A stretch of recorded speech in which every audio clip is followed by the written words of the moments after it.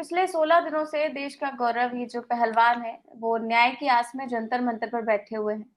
FIR दर्ज होने के बाद भी अभी तक गिरफ्तारी नहीं हुई है। वहीं मानहानि के एक 4 साल पुराने मामले में 5G की स्पीड से भी ज़्यादा तेज़ी से कार्रवाई हुई। तो क्या मोदी जी के इस न्यू इंडिया में मानहानि का मामला जो है, वो यौन शोषण, पॉक्सो एक्ट और सेक्सुअल हैरेसमेंट से ज़्यादा गंभीर अपराध है? देखिए, गंभीर भी है और ये इस बात को दिखाता है कि कानून सबके लिए बराबर अब नहीं रह गया है इस देश में। और ये सरकार जिस तरह का रवैया अख्तियार करके रखी हुई है इतने संवेदनशील मुद्दे पर कि पहले तो साहब सबूत नहीं था। दो महिला पहलवानों ने बाकायदा इंडियन एक्सप्रेस को इंटरव्यू में वो बातें कही कि हरकतें क्या थी इन सज्जन की, लेकिन फिर भी वो आदमी खुला घूम रहा है, वो फेसबुक लाइव कर रहा है और डंके की चोट पर ये कह रहा है कि अगर नरेंद्र मोदी जी, अमित शाह या जेपी नड्डा कहेंगे तो वो इस्तीफा देंगे। इसका मतलब है कि ऐसे मुद्दों पर प्रधानमंत्री जैसे व्यक्ति का जो नजरिया है वो सामने दिखता है, उनको कोई फर्क नहीं पड़ता। नरेंद्र मोदी के लिए सिर्फ मायने रखता है कि कौन उनको चुनाव जिता सकता है, कौन उनके लिए वोट जुगाड़ू हो सकता है। और जो ये सज्जन है वो जाहिर तौर पर 2-3 जिलों में उनका प्रभाव है। बेहतर तरीके से तो सुशील द्विवेदी जी बता सकते हैं, उत्तर प्रदेश की राजनीति की रग रग से वो वाकिफ हैं। तो अब जब कोई व्यक्ति इतना बाहुबली हो और उसने तो ये कहा भी है कि मेरे हाथ से एक हत्या हुई है और वो आदमी पार्लियामेंट की शोभा बढ़ा रहा है, यहीं पर मुझे वो पान सिंह तोमर फिल्म याद आती है कि जो डकैत हैं वो जंगल में नहीं होते हैं, वो तो पार्लियामेंट में होते हैं, जंगल में तो बागी रहते हैं। और उसी का एक और दृश्य आप याद कीजिए कि जब पान सिंह तोमर माने उसमें जो नायक है इरफान, वो अपने बच्चे के पीटे जाने पर थाने जाता है और उसके मेडल को उठा करके फेंक दिया जाता है कि जीते होंगे तुमने, इससे क्या फर्क पड़ता है। तो इन बेटियों ने जीते होंगे मेडल, क्या फर्क पड़ता है। उनके लिए ज्यादा महत्वपूर्ण वो चुनाव जिताऊ व्यक्ति है। और वो बेटियां, मैं तो आश्चर्य करता हूं, हम लोग जानते हैं कि 21वीं शताब्दी में भी बेटियों के मामले में हम लोग कितने पिछड़े हुए हैं। और ये बेटियां तो अधिकांश उन राज्यों से या उन क्षेत्रों से हैं जहां खाप पंचायतें होती हैं, जहां पे यह माना जाता है कि साहब वो बेटियां दहलीज लांघ जाएं, ये तो बहुत बड़ी बात है। इन महिलाओं ने जो संघर्ष किया है अपने जीवन में कि उन्होंने दहलीज लांघी पितृसत्ता की, और उसके बाद एक ऐसे खेल का चयन किया कि जिसमें तो सो कॉल्ड सौंदर्य जिसको पसंद किया जाता है वो भी नष्ट हो जाता है, कान की नसें टूट जाती हैं। बहुत सारे लोगों ने तो ये कहा इनके घर वालों से, जो मैंने पढ़ा है अखबारों में, कि आप कुश्ती लड़वा रहे हैं, क्या उनकी शकल सूरत रह जाएगी, कौन शादियां करेगा। एक ऐसे परिवेश से वे बेटियां निकल करके दुनिया के अखाड़ों में पहुंचती हैं और बड़े से बड़े पहलवानों को चित्त करती हैं, इस देश के लिए गौरव के क्षण हासिल करती हैं। तिरंगा लहराया जाता है, राष्ट्रगान पर उनकी आंखें नम होती हैं, वो इस देश को मेडल देती हैं, गौरव करने का क्षण देती हैं। प्रधानमंत्री तो खुद ही कह रहे थे कि विनेश तो मेरी परिवार की बेटी है। अब परिवार की बेटी की भी फिक्र नहीं है। इसका मतलब है कि नरेंद्र मोदी के लिए कोई फर्क नहीं पड़ता कि इन बेटियों के साथ क्या हो रहा है। अरे किसानों के साथ क्या हुआ था, 13 महीने तक वो लोग बैठे रहे, 750 किसानों की शहादत हुई। उसके बाद मोदी जी को कब इल्म हुआ, जब यूपी का चुनाव आया, और उसके बाद भी जो वादा किया था वो आज तक पूरा नहीं किया। कितने नौजवान भटक रहे हैं। इलाहाबाद में तमाम नौजवानों ने, मुझे लगता है कि 1 दर्जन के करीब नौजवानों ने आत्महत्या कर ली कि साहब नौकरी नहीं है, रोजगार नहीं है। मणिपुर जल रहा है, कोई फिक्र नहीं है। लोग चुटकुले लिख रहे हैं कि साहब आपके एक टेलीफोन से तो यूक्रेन और रूस का युद्ध रुक जाता है। मणिपुर की हिंसा नहीं रुक रही है। और वहां पे जो बातें निकल करके आ रही हैं कि उस हिंसा के पीछे आरएसएस का हाथ हो सकता है, ये वहां के लोग संदेह व्यक्त कर रहे हैं। और कर्नाटक में अमित शाह बोल रहे हैं कि साहब कांग्रेस पार्टी आ गई तो यहां दंगे होंगे। तो दंगे कराता कौन है, दंगे होते कैसे हैं, इस आपसे बढ़िया विशेषज्ञता तो किसी के पास नहीं है। कोई फर्क नहीं पड़ता, कोई संवेदनशीलता नहीं।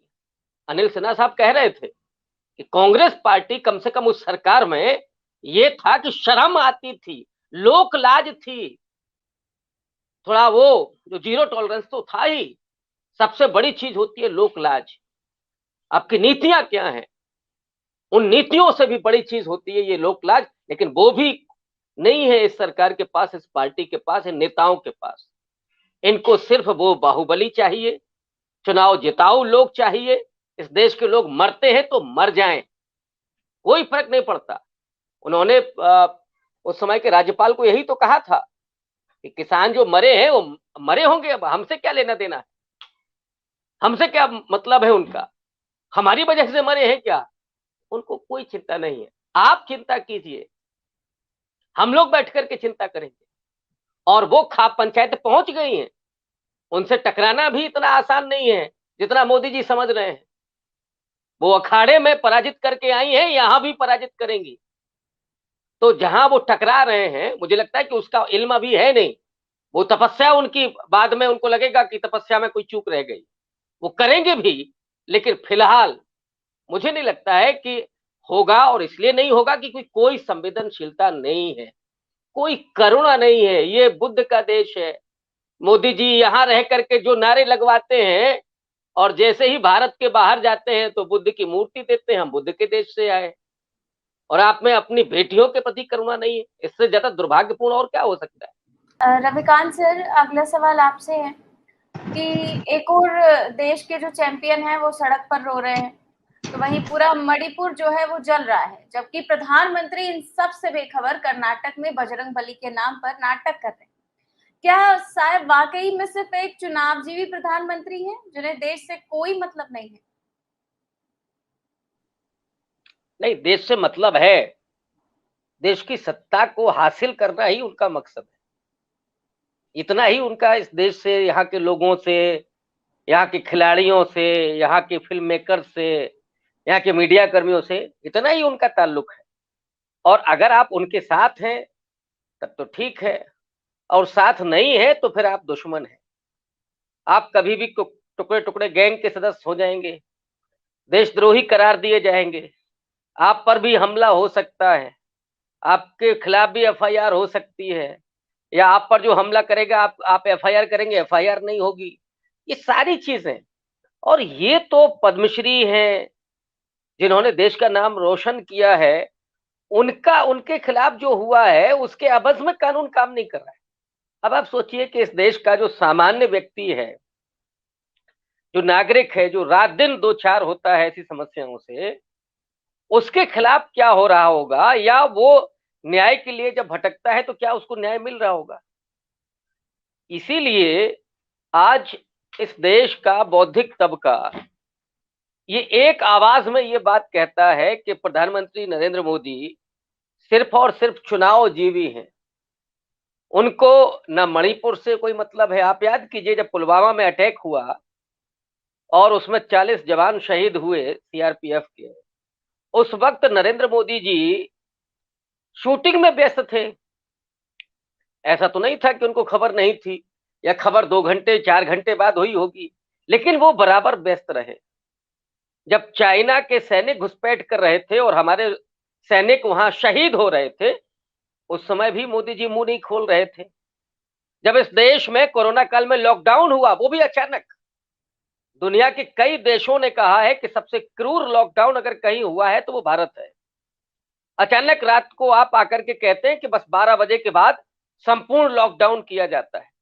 लाखों की तादाद में लोग सैकड़ों किलोमीटर पैदल चल रहे थे, पुलिस की लाठियां खा रहे थे, भूख और प्यास से मर रहे थे, बच्चों के हालात क्या थे, लेकिन प्रधानमंत्री को कोई फिक्र नहीं थी। नोटबंदी के समय लोग लाइन में लगे लगे मर गए, उन्होंने इतना कहा कि चौराहे पर मैं आ जाऊंगा और जो चाहे सजा दे देना, लेकिन हुआ क्या? महंगाई इस समय चरम पर है, बेरोजगारी चरम पर है, किसान आत्महत्या कर रहे हैं, नौजवान आत्महत्या कर रहे हैं। जीएसटी के कारण कानपुर में ही 6 या 24 करीब व्यापारियों ने आत्महत्या कर ली। ये किसी के नहीं है, इनको ना नागरिक से मतलब है, यहां तक कि जिस समुदाय का अधिकतम वोट इनको मिलता है उसकी भी चिंता नहीं है। कई बार ये होता है कि राजनीतिक दल अपने समुदाय का हित थोड़ा देखते हैं, लेकिन मोदी जी को उनकी परवाह नहीं है। मोदी जी सिर्फ चुनावी गणित के हिसाब से काम करते हैं। और कार्रवाई क्यों नहीं हो रही है? धनंजय जी और अरुणा जी हैं अभी, अगर आपको इसकी सच्चाई जाननी है तो आप गोंडा चले जाइए, आपको मिल जाएगा कि क्यों नहीं हो रही है। मैं इशारे में कह सकता हूं कि गांधी जी ने सहायता कर दी है, गांधी जी पहुंच गए हैं गुजरात, तो वो कार्रवाई नहीं होने वाली। और ये गोंडा की ही खबर है। तो ये हालात है, और मैं क्या, हम लोग सब निराश हैं इसको लेकर के कि देश आखिर जा किस दिशा में रहा है।